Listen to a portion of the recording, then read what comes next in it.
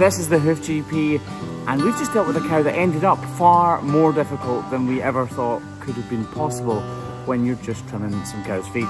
In this video, we deal with these hugely overgrown feet. She has an abscess on her back right foot, but all of that comes after trying to free her head from these bars. This is the Hoof GP. So this cow has got some seriously bad feet. She's in the top pen and she's done something bloody stupid, for want of a better word. Yep, she's got her head stuck. We're not trying to get her out straight away because she needs to calm down and it takes time anyway. And actually she's totally fine, she's just got her head stuck between two bars. There's a little gap where something's been installed and it's just enough space for her to reach her head over and then slide her head down and get her head stuck.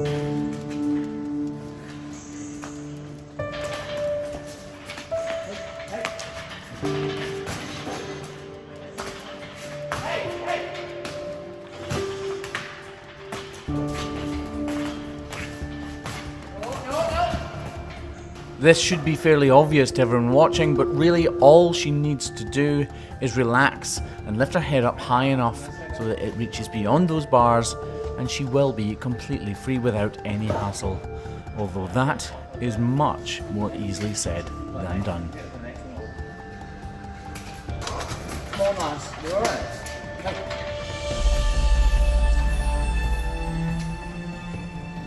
She's pulling back, and that's making it much worse. So I just let her stand for 2 seconds to see if it... Before switching the camera on, she had already been standing like this for 10 or so minutes, so there's little chance, if any, that she'll pull her head out by herself. We can't just leave her here and hope that she does in the next hour or two, because if something goes wrong, she could very easily choke herself or even break a leg. Right, lift her tail straight up in the air, Craig. Totally straight up. No, don't pull it. No, stand behind her. That's as straight as possible. Right here, and then push forward. The rope Kevin's attaching around her head is known as a halter, and it's for situations just like this, or for leading cows around a ring. But her head is just too stuck. That's what we wanted. So want this.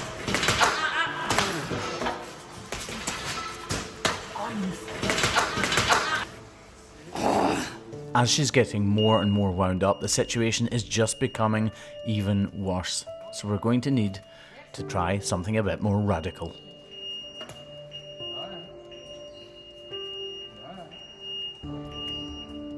Kevin is away for a load-all, basically a telehandler that we'll be able to put in underneath the body of the cow and lift her up out of these bars to be clear and free. But I'm going to try everything I can before we need to use that. That's it. Yeah, good girl. Good girl.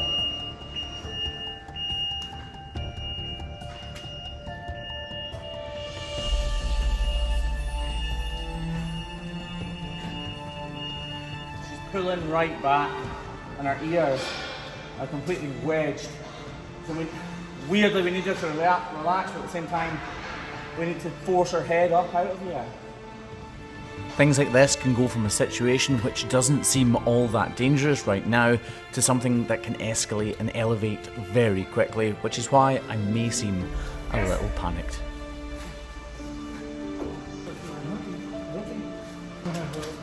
One, 2, 3, go.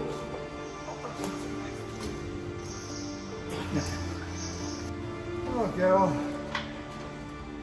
All she needs to do is lean forward and slide her head up out of those bars. Maybe one final push from me and a lever from Craig at the front will do it.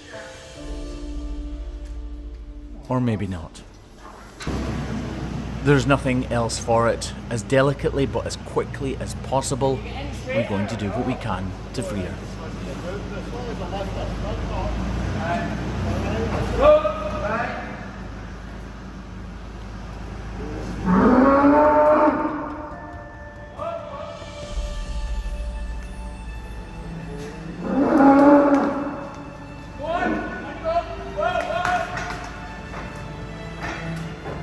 Finally, she's free, and she walks away as if nothing has happened. Farming can look rough sometimes, can't it? It's just a pure panic to try and get these cows out of situations that they get themselves into sometimes. We'll leave her to calm down before we trim her. None of that was dramatised for the camera. If a cow breaks a leg in a situation like that, it often and usually is the end of their lives, unfortunately.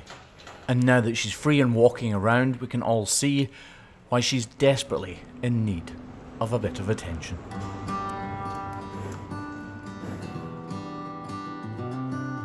Those back feet are extremely overgrown, so much so that it's affecting the way she walks. So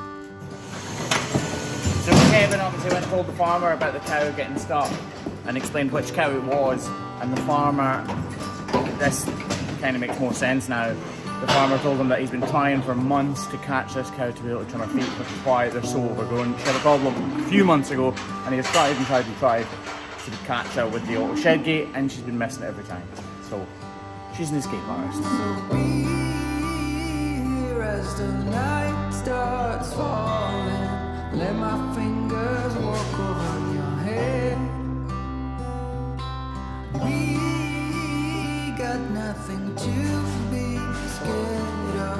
I'd rather be with you than by myself. Sorry, this has just popped in my head. Look, obviously she had her head stuck there and she's just walked into the crush and these have closed round about her. She must be thinking, it's not again. Seriously? Again?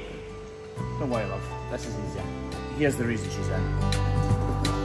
Just look how flat-footed she is. This is laminitis. When we pick this up, all of this is going to be stretched out. I'm not sure how much we can do about it, but we can definitely fix this angle. Her foot is sitting like this, when it should be sitting like this. It's exactly as I thought. She's got laminitis or choriitis or whatever you want to call it these days. I'm being like that because they keep changing the name of it for some reason. She's had inflammation of the lamina corium. That is the part that holds the inside of the foot to the hoof capsule itself. You see, the hoof capsule is like this. It's kind of like a cup sitting on top of what would be our foot. So the cup or the hoof capsule is your shoe. The foot is your foot inside the shoe, if that makes sense. And the part that connects her foot to her shoe has become inflamed and it's completely blown the whole thing apart and stretched out, which is why her feet have ended up like this. If you look carefully here, you can see lots of little lines. Those lines are the lamina folds. They're like lots of little fingers that interconnecting, like Craig just did in the background. It's about like this. One hand is the foot, the other hand is the hoof capsule, and the interconnect, and that is what has become inflamed here. We can do something about it, but we can't completely rectify it. We definitely won't if we just keep talking. So my hand is a good measure. My hand is about 75 millimeters or about 3 inches wide from here to here. If I put my hand around the front, it should be the same length, but it's definitely not. Look at what needs to come off. Everything below my pinky needs to be removed. So I'm going to take like a wedge from here all the way down here and remove this portion of her foot to get her hoof angle back to where it should be so that she's much more comfortable. Cow's feet like this require a huge amount more time, patience and grinder work, and that is exactly what's going to happen here. If I wanted to remove more hoof horn more quickly, I could apply a greater pressure down through the grinder blade and take off much more hoof horn much faster than I am.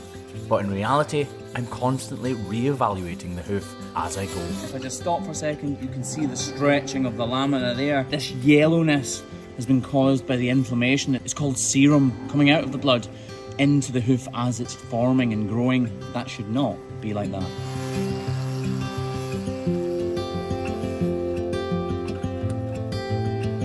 Forgetting how awkward it must be for her to walk on these overgrown feet, the inflammation of the lamina corium will in itself be uncomfortable. Imagine if the interior of your foot was swollen with every step that you take. It could be excruciating. As you can see from all of the slowly progressive grinder work, this is slow, tedious work, but this isn't a normal hoof. I can't just wheel on in or charge on in willy-nilly. I need to be careful and constantly reanalyze the foot because her foot is not normal. So I am trimming it to her requirements, not to every other cow's requirements.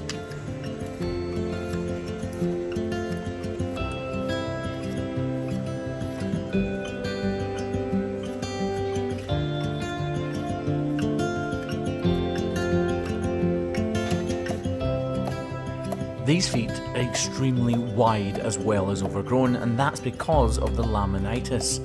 It affects the feet in such a way that they spread out.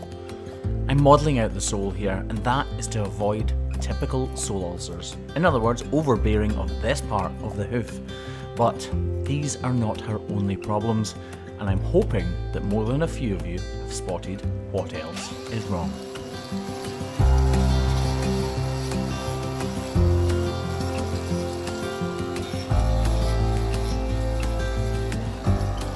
Come on then, in the comments right now, no cheating. Did you spot what else is seriously wrong with this cow's foot? Because I can assure you, it's causing her some real pain.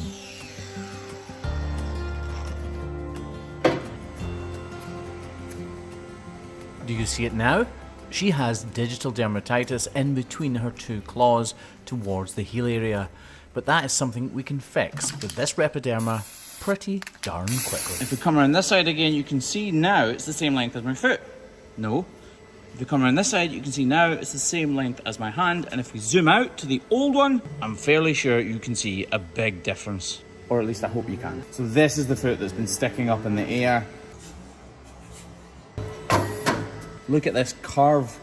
She's walking on this part of her foot, and here, when she should be using this part, but if we quickly flick back to how she was walking after she got her head stuck, unstuck, out of those poles, you can see exactly that. Hopefully it will get her foot back up on, but to be honest, it will be a struggle. In itself, getting her foot back to what resembles a normal hoof is a fairly straightforward task. But this cow has stretched her deep flexor tendon. If every one of you who is watching this video right now reaches down behind your kneecap, you'll feel a tendon, a bit like a piece of string right behind your knee.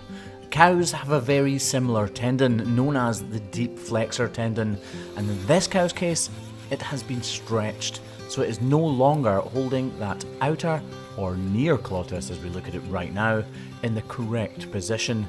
It has overextended, so it's not as tight as it once was, meaning that getting this cow to walk much more comfortably, and as she should, is a real task.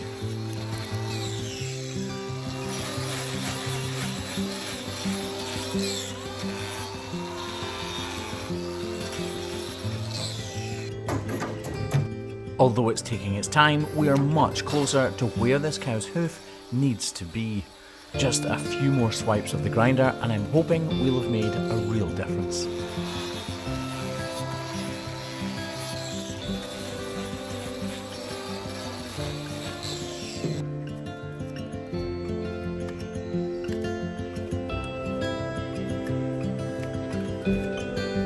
From this angle, these cows' feet look far from perfect, but just try to hold on to the end of this video and we'll all see the fruits of our labour when she walks out of the crush. Can you see all of this bruising caused by the overburdening of this foot all the way down here?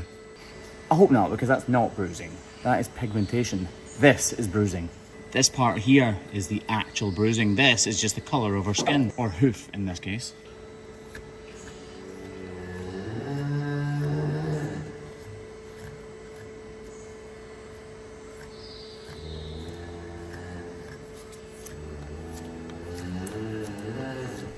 That's her we can all hear in the background starting to protest at being in this crush for an extended amount of time.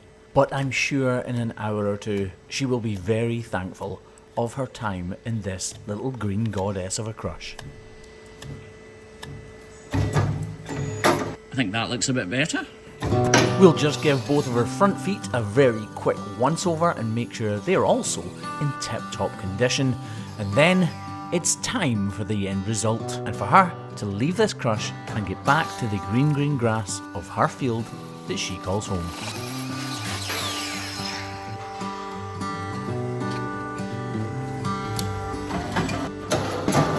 Right, don't crucify me in the comments. Clearly not perfect, far from it in fact. But remember, her feet are not as they should be. They are not, I nearly said normal, but to her she is normal. But they're not standard feet. If we compare this foot to how it was before, I think we can all see a pretty massive difference. She's standing on those grids as well, so that's kind of making it look a bit pants. Her back right foot is also looking much better, but we won't know the true results until we see her walking. And unfortunately, there's not much we can do about that.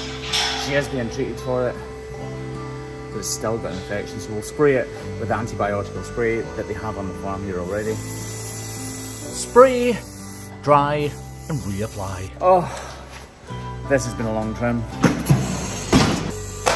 Right, finally we get to see how she walks.